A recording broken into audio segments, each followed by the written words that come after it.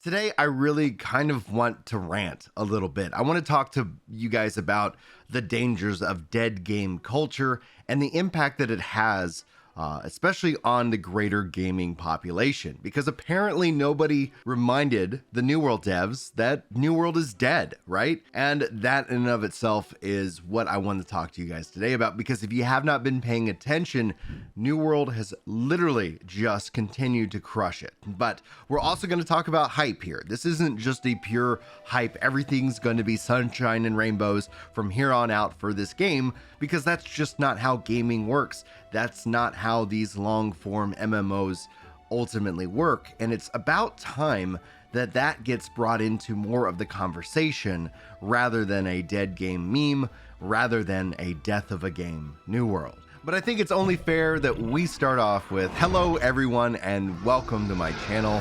My name's Brian if you're new around here, but if you're a returning subscriber, thank you so much for being an awesome subscriber. And that's what you get for subscribing, by the way.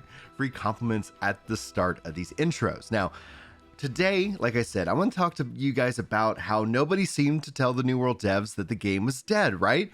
Here we are, over a year into the game's life, and we've seen the ebbs and flows, the ups and downs, and now we're seeing continual hype, continual grinding all around this fresh start with New World here in year 2. Now, where does this event end? Where do we go from here? I want to talk to you guys about that here in this video, and this is a really unscripted video. Like I said, this is more a me kind of, in a way, ranting, venting a little frustration, especially around kind of gaming culture itself. Now, I do want to say, for those of you who are asking, hopefully this week I should have an updated controller guide. I'm going to walk you guys through getting it all set up. I'm also working on the updated Steam Deck controller guide for you guys to take advantage of all the new stuff in Brimstone Sands. So just note that that is coming soon to the channel, and hopefully you guys enjoy that. Also, welcome to all the new faces who are checking out Discord and have been joining us as a part of our company. A lot of that is just so much. I'm so thankful for each and every one of you, pushing us to over 9,000 subscribers here on this channel. But anyway, obviously this year, one of the things that really kind of resonates with me is that when Death of a Game New World, and by the way, like, I love Nerdslayer, like, he is a great guy. We've collabed a couple of different times. I have a massive amount of respect for him, but you actually can see a massive dip in the game and in kind of morale when he released Death of a Game New World. That's the power of influence, right? That's the power of influencers that we have, and there's a responsibility that we need to take when we wield this level of discussion. There's going to always be people who are going to dunk on you, but this is still a part of the conversation. Seeing a number by somebody's name seems to imply a level of authority, whether that's earned or unearned can always be up for debate, but in the rhetoric around these games, we saw a massive hit around that. And the question is he right? And I would say here we are months later, and the answer is absolutely not. New World is doing great, and it's going to continue to do great as long as the devs care, as long as the devs put their time and effort into the game, and at the same time continue to communicate to the community, and at the same time continue to do so in a very consistent manner. One of the things that, when it comes down to building trust, when it comes down to filling in that gap of whether a game is going to succeed and continue to succeed or not, comes down into is the idea of predictability. When we don't have the answers, when we don't know, we tend to fill them in with our own life experiences. Case in point, when you go look at all the critique and everybody talking about how this game is gonna fail and how Amazon's, they're gonna shut it down, etc., all the examples point to them looking at something like EA or Activision, or, like, they're using other companies to fill in the gaps because they don't trust who AGS is. They don't know who AGS is because they haven't been on the scene long enough to build either a good reputation or a bad reputation. But I say, and I've argued this entire time, that AGS is following the Final Fantasy XIV model. In fact, if you were going to say that, what does New World draw from in terms of its structure, I would say Guild Wars 2 and Final Fantasy XIV. Final Fantasy XIV in terms of content and communication, Guild Wars 2 in terms of how it's kind of designed in the world and how it feels, with more, at least right now, a more focus in on horizontal progression. I think overall that the devs have really shown who they are. They've shown a level of support that, for all case and purposes, to me as a player, somebody who really has enjoyed this game, says that it's absolutely worth the investment in my time to continue to see how this plays out. So I'm going to keep rooting for the game and continue to root for these devs. And I think this is where I want to kind of shift a little bit into the conversation about where we are in terms of hype, what's going to happen next with this hype, and when we're going to finally start to see some of these numbers kind of cool off a little bit. Because right now, when I'm filming this, is the return to a tournament event.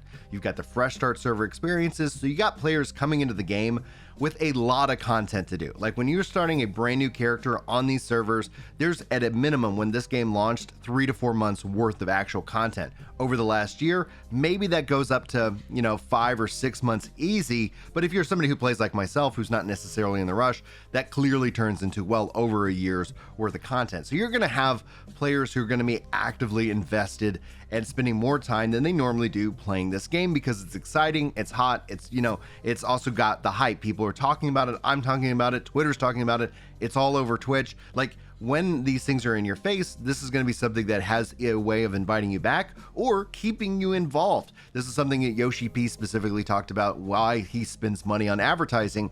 It's not necessarily to draw in new players, but it's also to keep existing players. When you see your game being talked about, it's exciting to be a part of that conversation, and that's one aspect that's being at play here. But beyond just that, the thing that happens next is that as this event winds down, this is where we're going to start getting into the next dev update, the next update itself that's currently rolling out of the PTR with the leaderboards. I talked about that a little bit this weekend. And with those features, you're going to have another round of a mini hype cycle. I think that this event ends with the dev update and a roadmap. That's what I'm personally hoping for.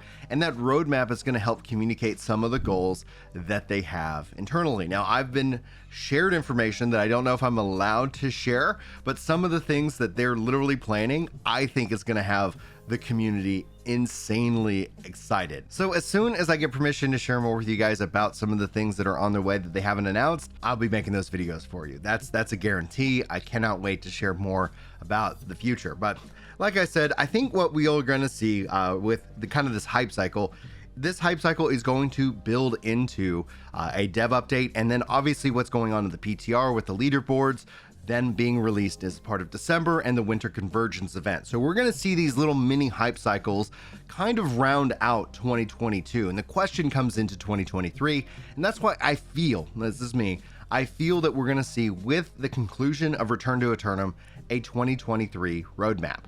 That, I think, is going to help continue to build up hype, continue to keep people excited and invested. The more that conversation goes on, the more that people are going to be checking out the community, and you're going to still see an ebb and flow. There's a lot of games that are coming out, like, this holiday season, that people are going to take breaks and they're going to go play, rightfully so. You don't want to be stuck in one avenue, feeling like you can't play anything else, otherwise you're falling behind.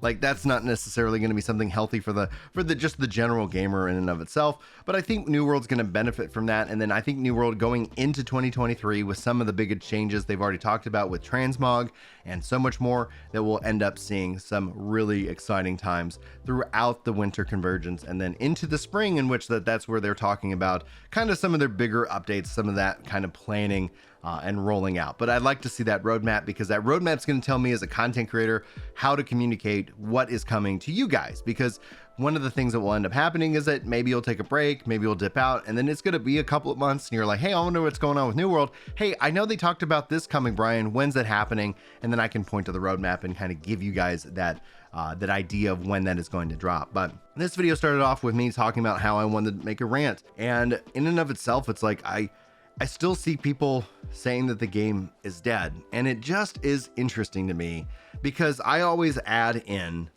for me to the end of that. This game is dying. This game is dead for me, because that to me is such a personal statement. But we know that statement can have such power. We know that statement it really can kind of permeate beyond just those who are actively a part of any one community. MMOs are more than just a game. They're a service, but they're also a community if you choose to have them become that for you. And it's within the community, it's easy to kind of have that echo chamber of like everything's fine. And at the core of it, like that's I don't really get a lot of this everything's fine perspective. I get a lot of hopium. I get a lot of that whole perspective. In fact, I wish I had a can. Be like, let's just open up a can of copium. Oh, that was hopium the whole time. But all weird jokes aside, the core of this is that our words, and especially in terms of content creation, have power. They have power to go beyond just any kind of one group. And that's, you never know with a video. Typically, I always try to make my videos, for those of you who've already hit subscribed, guides are usually focusing on those who have subscribed, but also to invite people into the channel itself.